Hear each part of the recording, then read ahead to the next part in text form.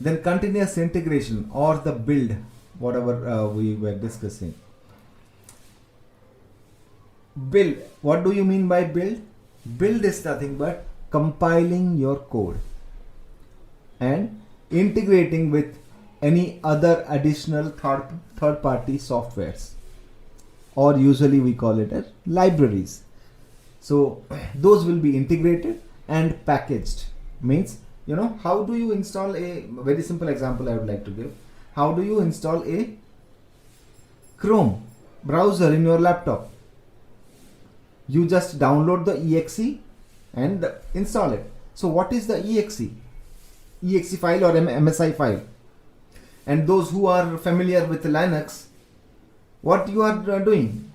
You are downloading the RPM package, Red Hat Package Manager. You are downloading the RPM package and using the RPM command or yum command to install it. So what are those RPMs or MSIs or EXEs? They are the binary packages. And how they are built? By this process, this building.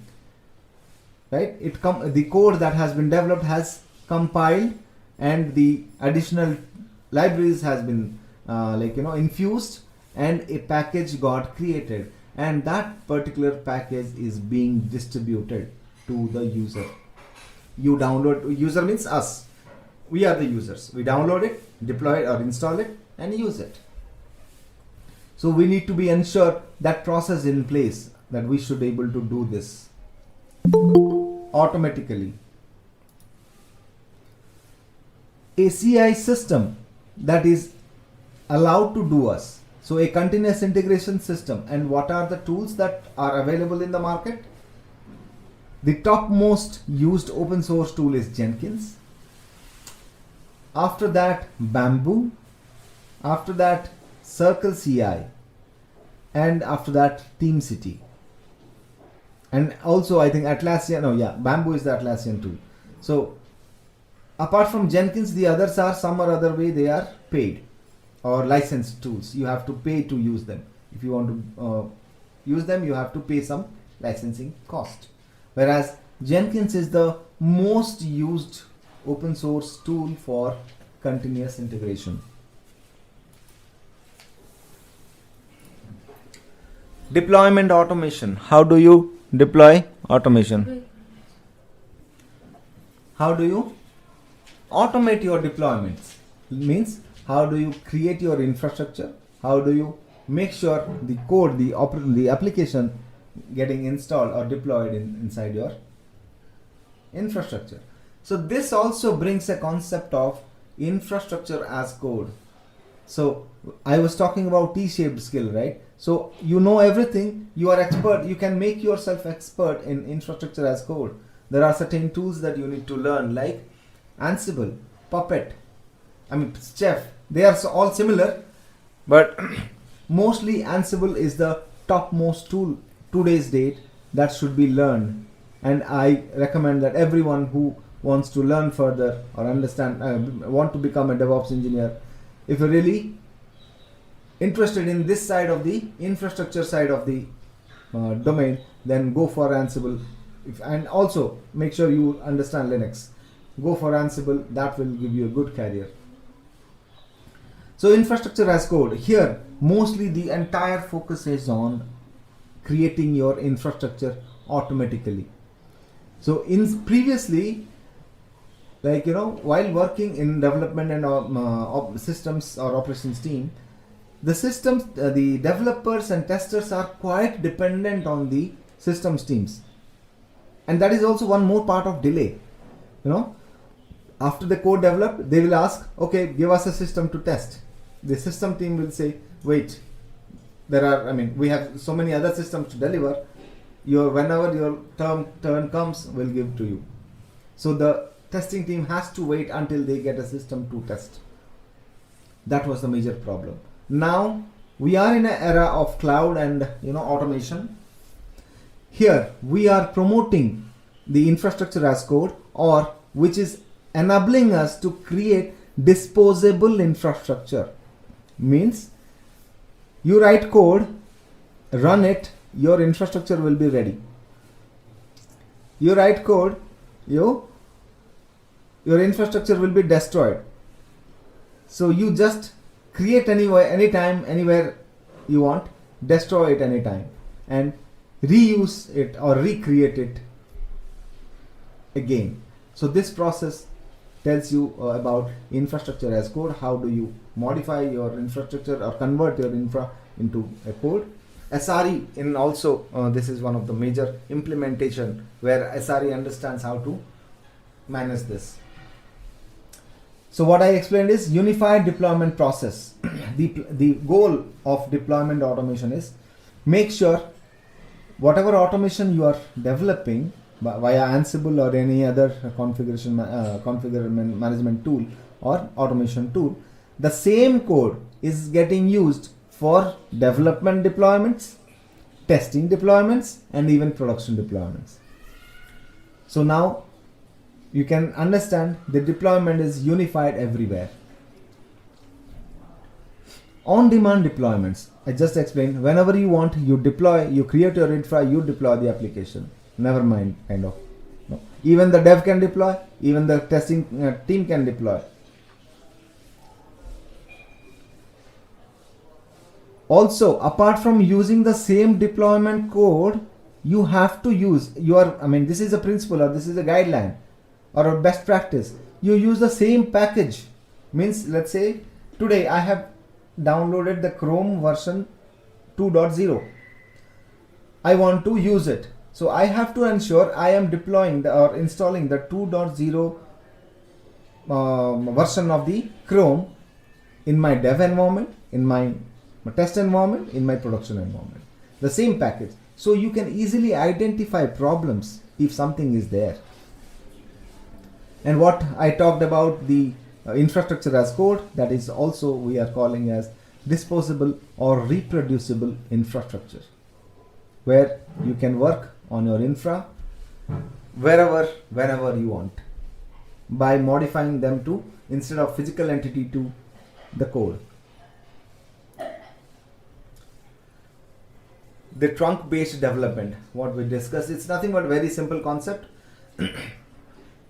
Any work that we do, make sure everyone merge into one single plane, that we are calling it as trunk, and ensure only you take the code from this place, one place. Rest of all, you fork it or you create a branch out of it, and once your work is done, you merge back, what we call it as merging. You integrate the work back to your trunk. So whatever you do, all the time you need to keep on integrating your work to the main branch. This is also called as main branch. Okay, and ensure you are getting the deployment or whatever compilation or package we are going to create is being taken from here, not from here or here. So this is only one trunk from where your branches is going to come, but your main, the tree is stand up on this trunk only.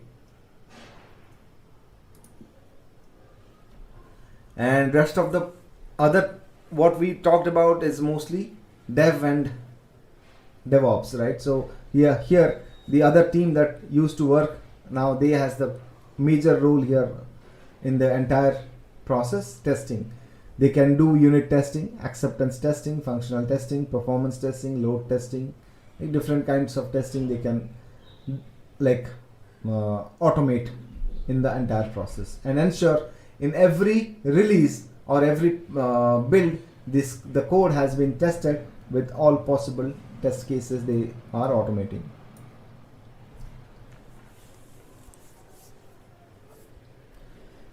Okay, so that was mostly about your process side. Now this is little bit of architecture side, right? In architecture, ensure you have migrated from monolithic architecture to microservice architecture.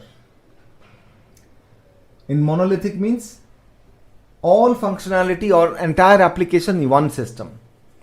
In monolithic version 2, there was, you might have heard about client server architecture.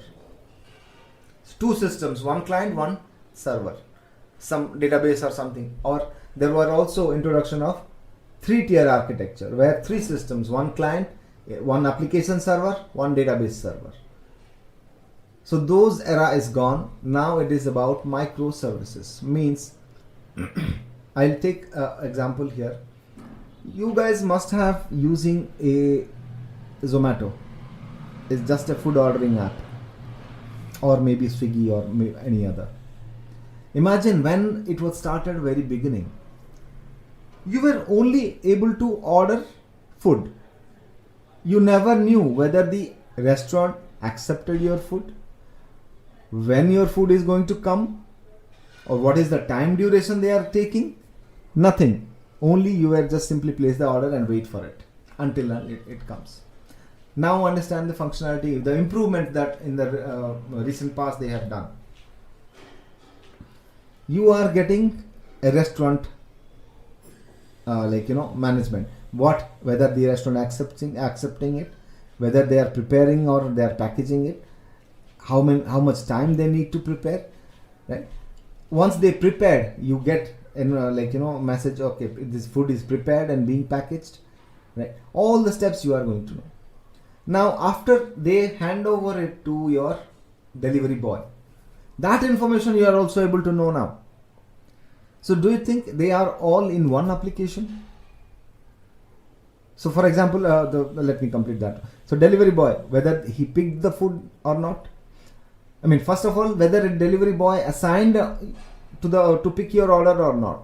Once assigned, you also see that, okay, someone got assigned. Once he picked the food, that also you are aware of. Now, via which route, let's say to your home, there are 2 or 3 routes the delivery boy can come. But you can see which route he is coming. Entire map you are seeing.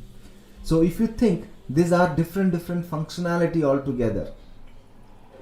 So in microservice model, each functionality is being done in such a way that if other functionality is not there or not available, your product still works. How? Let's say right now you do not see the food delivery boy, which path the food delivery boy comes, but you knew that, okay, the food has been prepared and picked. That means you're still going to get the food. Another example, let's say somehow the invoicing system is not working. That doesn't mean that you are not going to get the food. You still get the food. Maybe you will not get the invoice only of the order. So everything has been modularized in microservice architecture, and they are independent of work. I mean, the individual module can self-sufficient application within itself. Just we are joining different part to make a larger application. So that was about your microservice. And if I try to represent graphically, I mean, some images, these are the 2-tier or the monolithic version 2 kind of architectures, 3-tier architecture, where you have a client and application server and a database. And whereas the multi-tier is something, the collection of your 3-tier architect soft application servers, and finally the microservice is something looks like this. Your client, you have an API gateway, and you have different services that work together to ensure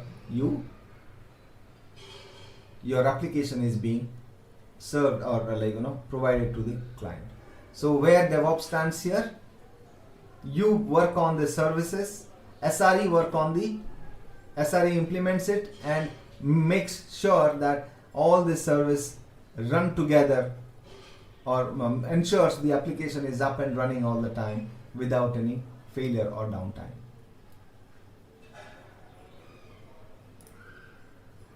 One more example, like there is account service, there is an inventory service, there is a shipping service. It's a online shopping app, if you say.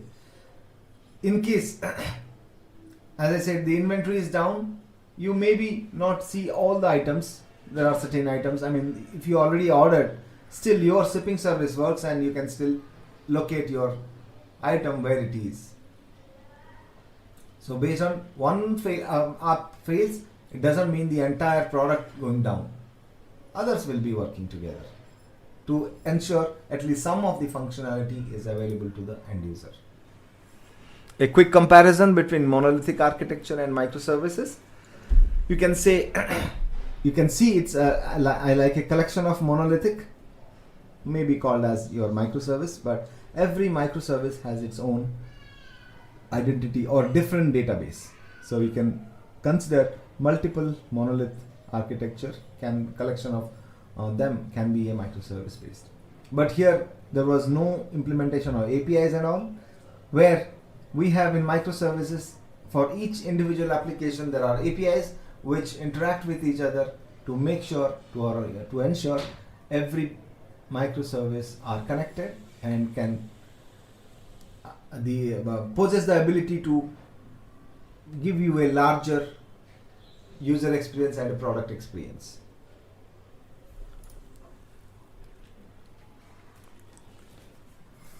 Okay, so shifting left to the security is one of the thing that we discussed.